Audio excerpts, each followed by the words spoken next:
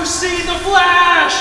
I mean, I will go see it, man, but like, I'm not really that hyped for it. We've got Michael Keaton in it! Michael Keaton is Batman! Like, that's great that they got him back and everything, man, but it just kind of seems like a nostalgic choice for nostalgia's sake. Ben Affleck is in it! Wait, actually? For like 5 minutes. You had me and you lost me. Michael Keaton is in it! Okay, but Gal Gadot! You see her whole ass! I can see that on the internet for free. Look, I really need this. Okay, my career is in a rocky spot. I've done a lot of bad shit. And it's basically this or nothing. So just go see the fucking movie. To me, it just seems like you guys are taking a bunch of imagery and characters from old movies, mostly Zack Snyder movies, to draw people in before you guys decide to reboot the universe. Zack Snyder's done, okay? He's old news. We're in the gun club now. Alright, man, to be honest, I don't really want to pay to go see it when I could go stream it for free in a couple of months. What if I gave you a ticket? 4 free tickets. What if I give you 4 tickets? I don't know, man. You're asking me an awful lot here. Do you want the tickets or not?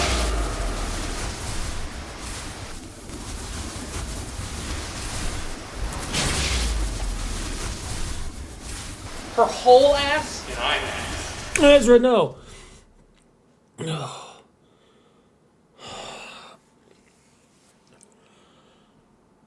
What the hell was that? The Flash is a few weeks away from racing into movie theaters, and I was lucky enough to be invited by Warner Brothers to a preview screening of the film. And in The Flash, we follow Barry Allen, who uses his powers to go back in time to prevent the death of his mom. But when this event alters the future, Barry seeks the help of Supergirl, Michael Keaton's Batman, and even his younger self to face General Zod, who has arrived and is set on invasion. That's all I can really say without spoiling anything. This is a spoiler-free review. There will be a spoiler-filled episode of the Secret Horses DC podcast, so make sure you're subscribed and look out for that on that channel. I'm gonna try to keep this brief, but I'm not sure how possible that is. And before I give my thoughts on the movie, are you somebody who wants to feel 6 inches of Barry Allen in your hands? Well, now you can. I am giving away this Flash action figure. How do you win? Stay tuned, I'll tell you at the end of the video. Now, as you guys can probably tell, I'm a huge DC Comics fan. I mean that figuratively and literally. I've been a DCEU fan since day one. I still have my Man of Steel ticket stub. I love a lot of the movies that the Flash calls back to, and I love the It films that the Flash director Andy Muschietti also directed. But I was a little bummed out that the Flash movie is gonna be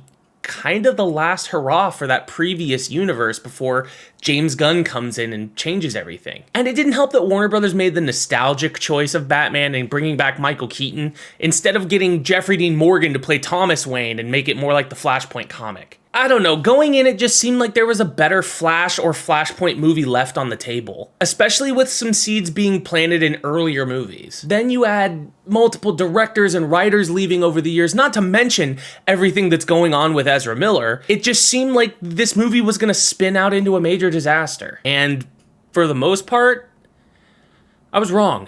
I'm gonna start with what I loved.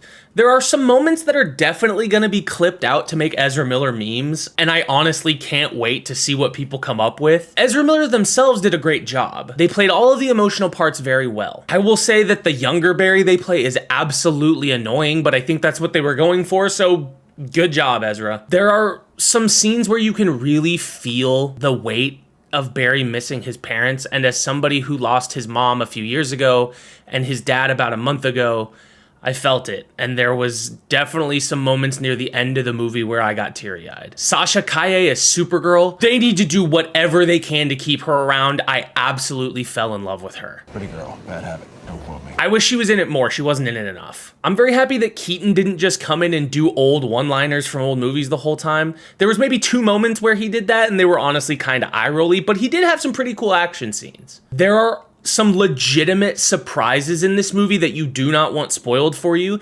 There was one moment where something happened and a man 2 seats away from me shouted the loudest I have ever heard anyone get in a movie theater. I was worried that they were gonna straight up ignore or forget things that were previously established in this universe, but Andy Muschietti and the writing team and the actors or whoever it was really paid a lot of respect to what came before. Not just the DCEU, but even things before that, like things that happened in Michael Keaton's Batman movies. And maybe a little bit more. And now for what I didn't really like. Some of the reasons that they gave for why members of the Justice League aren't available were kinda lackluster, and the ones who did appear needed more screen time. Except for Supergirl, everyone's costume in this movie is butt f***ing ugly. Keaton looks like he's covered in Flex Seal, Barry 2 just uses a spray painted version of the Flex Seal suit, and Barry 1 just looks like Turbo Man from Jingle All the Way. The CGI at times was very bad, however the version that we saw was an unfinished version of the film, so hopefully all the wrinkles will be ironed out when it releases worldwide in a few weeks. Keaton wasn't in it as much as I thought he would be. I didn't feel like he was in it enough or affected the plot that much to justify bringing him back. I had a similar issue with Ben Affleck. Also, Affleck recently stated that he did some of his best work as Batman in The Flash, and I 100% disagree with that. 1, he's barely in the movie. 2, I think it's a stuntman most of the time. And 3, when he is on screen, he doesn't look like he f***ing wants to be there. Best work as Batman. Really, Ben? We're just supposed to pretend like the Batman v Superman warehouse scene didn't happen? The finale is clunky, it's cool, but it's kinda anticlimactic. My biggest gripe with this film involves a spoiler towards the end of the movie, which I will not talk about right now, and is kind of my biggest issue with the DCEU as a whole. So be sure to circle back when we talk about spoilers because I have things I want to say. Were there any post-credit scenes? We didn't have any credits on our screening. Director Andy Muschietti said that they purposely left the post-credit scenes off the movie so people will have something to be surprised by when it releases everywhere. And I think that's kind of cool. To wrap things up here, some people have said that this is the best comic book movie ever, and that's not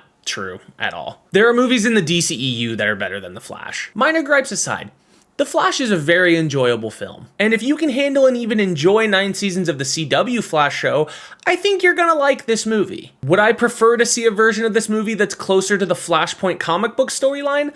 Absolutely. But The Flash has a really fun story, and it feels like a comic book come to life. And for those reasons, I'm going to give The Flash an 8 out of 10. So go with a group of friends, get a big popcorn and soda, and just have a great night at the movies. As I said, Matt Jordan and I are going to be doing a spoiler-filled review and discussion of this movie, so stay tuned for that in a couple of weeks when it does come out. But in the meantime, if you want to enter to win this Flash action figure, let me know in the comments down below what you would do if you had the Flash's powers. Then, in a week, I'll pick a winner and I'll have this bad boy sent to you as fast as I can. But that's it for today, everybody. Follow me on Twitter, Instagram, and TikTok at AaronRoots427. Subscribe here on YouTube for more stuff like this. I'm Aaron, and I'll see you when I see you.